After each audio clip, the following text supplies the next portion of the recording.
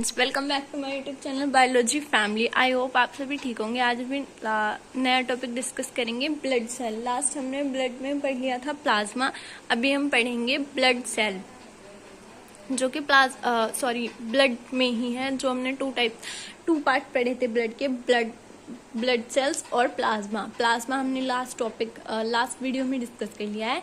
अभी हम नेक्स्ट पढ़ेंगे ब्लड सेल्स। तो आइए डिस्कस करते हैं ब्लड सेल्स 3 में डिवाइड होती हैं। ब्लड सेल्स 3 तरीके की होती है, RBC, WBC, platelets. RBC red blood corpuscles या फिर सेल्स, और आरबीसी को इरेथ्रोसाइट्स भी बोला जाता है। डब्ल्यूबीसी जो ल्यूकोसाइट्स होती हैं, और डब्ल्यूबीसी की फुल फॉर्म है वाइट ब्लड सेल्स और कार्पसेल्स। प्लेटलेट्स जिन्हें थ्रोम्बोसाइट्स भी बोला जाता है, ये ब्लड के कंपोनेंट है जिन्हें ब्लड सेल्स के नाम से भी जाना जाता है। ब्लड सेल्स, अब ब्लड सेल्स क्या होती हैं? रेड ब्लड सेल्स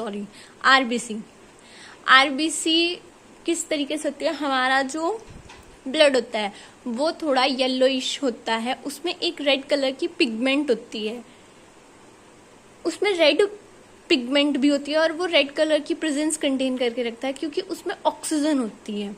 जो वो पिगमेंट होती है उसे हम हीमोग्लोबिन बोलते हैं, जो कि हमारे साइटोप्लाज्म में होती है। जो आरबीसी का साइज या फिर शेप होती है वो हर एनिमल में डिफरेंट होती है। कुछ सेल्स आरबीसी की यूनिन्यूक्लिएट होती हैं और कुछ नॉन न्यूक्लिएटेड होती हैं, और ये बाइकॉन्केव और सर्कुलर भी होती हैं। आरबीसी में जो न्यूक्लियस प्रेजेंट होता है वो मैमल्स में इसेंशियल होता है, बाइकॉन्केव का होता है, और यहाँ तक कि सर्कुलर शेप में भी होता है। जो आरबीसी की जो सेल्स होती हैं, जब वो फाइनली मैच्योर हो जाती हैं और जो डिफरेंशिएशन का पार्ट होता है वो होती है, लेकिन मैच्योर होने के बाद ये प्रोसेस होता है उसमें। माइटोकॉन्ड्रिया में ईआर में जो न्यूक्लियस होता है वो डीजेनरेट हो सकता है आरबीसी की तरह ही, लेकिन जो सेल्स होती हैं आरबीसी की, उसमें जो हीमोग्लोबिन होता है वो ट्रांसपोर्टेशन ऑफ ऑक्सीजन का मेन रोल प्ले करता है। अब पढ़ते हैं नेक्स्ट डब्ल्यूबीसी, जिसे वाइट ब्लड सेल्स या फिर ल्यूकोसाइट्स के बारे में के नाम से भी जाना जाता है। जो आरबीसी होती हैं वो कलरलेस होती हैं, इनमें जो लेकिन ये न्यूक्लिएटेड होती हैं, कलरलेस के साथ साथ ये न्यूक्लिएटेड होती है और मोटाइल भी होती हैं। इनका जो साइज होता है वो आरबीसी के कंपैरिजन में थोड़ा ज़्यादा होता है, लेकिन जो इनकी अमाउंट होती है आरबीसी की वो थोड़ी कम होती है। इनकी जो डब्ल्यूबीसी की अमाउंट होती है वो कंपेयर करने में आरबीसी से थोड़ी कम होती है। जो डब्ल्यूबीसी होती है, मतलब कि ल्यूकोसाइट्स, जैसे हम ल्यूकोसाइट्स पे बोलते हैं, उनके पास वो अमीबॉइड मूवमेंट करने की उनके पास कैपेबिलिटी होती है। ये 2 तरीके से होता है। अमीबॉइड मूवमेंट जो होता है वो 2 तरीके से होता है, फैगोसाइटोसिस और इम्यूनोसाइट्स। फैगोसाइटोसिस जो सेल्स होती हैं वो फैगोसाइट्स जो सेल्स होती हैं वो फैगोसाइटोसिस करने में बहुत हेल्प करती हैं, और इनका जो मेन फंक्शन होता है वो डिफेंस का होता है, बॉडी को डिफेंस प्रोवाइड करना है, यानी कि ये बैक्टीरिया को डायरेक्ट इनगल्फ कर लेती हैं, और बैक्टीरिया के साथ साथ ये जो बॉडी में फॉरेन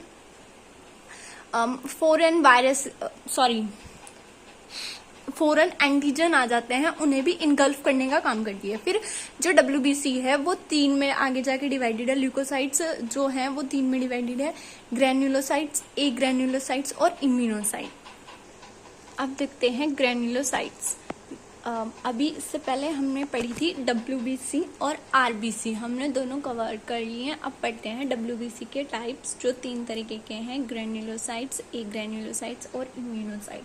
ग्रैन्युलोसाइट्स जिनकी इरेगुलर शेप न्यूक्लियाई होती है, जिसमें ग्रैन्यूल्स प्रेजेंट होते हैं, वो भी साइटोप्लाज्म में, और ये स्टेनिंग प्रॉपर्टी है, स्टेनिंग में हेल्प करती है, यानी कि इसके अंदर ग्रैन्युलोसाइट के अंदर एजिनोफिल, न्यूट्रोफिल और बेसिलोफिल होते हैं।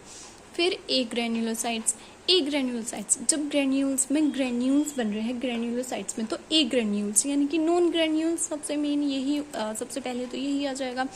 फिर ये रफ होता है, राउंडेड होता है ये, और इसमें इंटर्टेड न्यूक्लियस होता है, मतलब जो इसका न्यूक्लियस होता है, इसमें न्यूक्लियस जो होता है वो नॉट ओवल या फिर कुछ भी साइज का नहीं, वो सिर्फ राउंडेड होता है।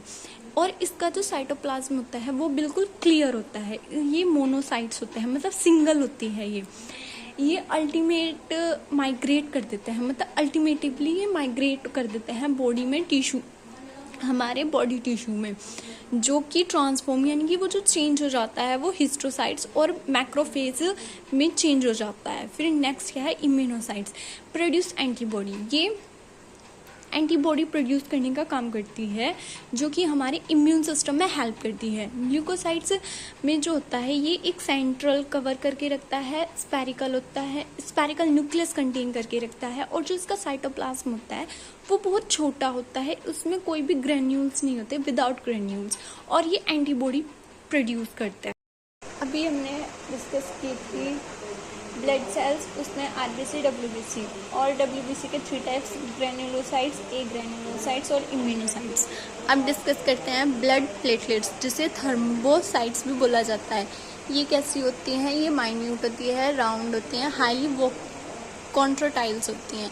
ये ब्लड क्लॉटिंग में हेल्प करती है, जहाँ पे इंजरी हो जाती है, जहाँ ब्लड वेसल्स हेल्प आती हैं, वहाँ पे वो क्लोटिंग करती है वहाँ पे। ये बाई कॉन्वेक्स डिस्क होती है, जिसमें ग्रैन्युलर साइटोप्लाज्म होता है, जिसके साथ ये बहुत ही बड़ी होती हैं, जो बोन मैरो में होती है। अभी रिसेंट की डिस्कवरी से प्लेटलेट्स फ्रेगमेंट में भी रिसेंट डिस्कवरी में प्लेटलेट्स को फ्रेगमेंट में भी डिस्कवर किया गया है। ये प्रिवेंट करती हैं ब्लड सेल्स को, जहाँ पर भी हमारी इंजरी हो जाती है वहाँ पे ब्लड सेल्स आके प्रिवेंट करती है, और ये फर्दर लॉस को ब्लड के प्रिवेंट करती है, मतलब ज़्यादा लॉस ना हो उसको भी ध्यान में रखते हुए प्रिवेंट करती है ब्लड को।